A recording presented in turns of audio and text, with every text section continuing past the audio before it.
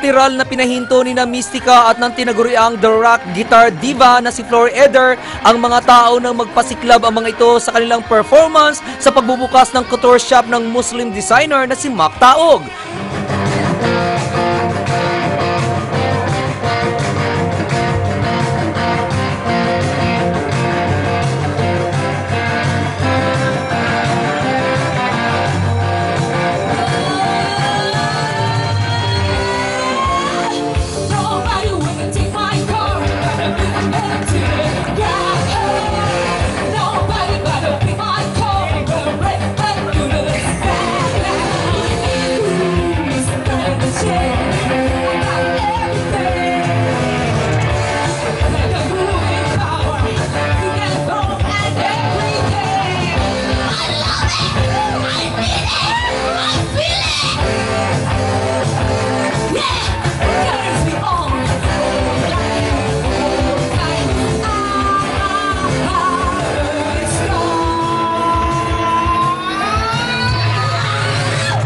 Binulabog ng dalawa ang buong 13th Street ng Cubao at kalapit na kalsada nito.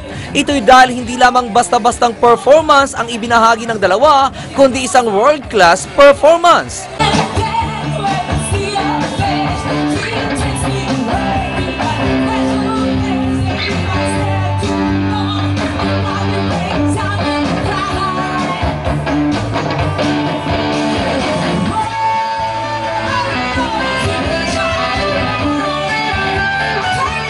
Mahihiya ang mga lalaking marurunong sa gitara sa husay ni Flor sa lead guitar.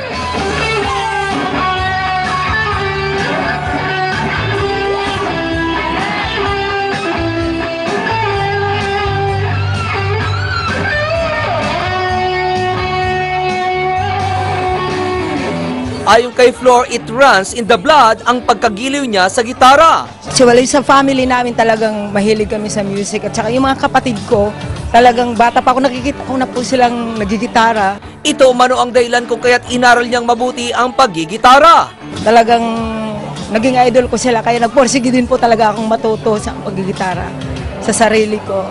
Katunayan ay maraming bansa na raw ang kanyang napuntahan. Marami na po sa iba-ibang lugar, US, England, Dubai, Bahrain, Qatar, Malaysia. Samantala, marami namang plano pa ang tumatayong manager ni Flor para sa kanya. Ang plano ko kay Flor ay maging makilala. So in any way na ako'y makakasupport sa kanya, ay yan po ang plano ko. I have to go all the way kung ano yung nararapat para sa kanya. Sa ngayon ay may 2 album si Flor na available na sa mga music store. Ayon kay Norvie, dapat ay matagal na nilang nailabas ang nasabing album, ngunit hindi ito nangyari dahil inabutan sila ng bagyong Yolanda, dahilan upang maanod ang kanilang napakaraming CD album. Mahalaga na ligtas siya kasi the Flor is also a survivor from that tragedy.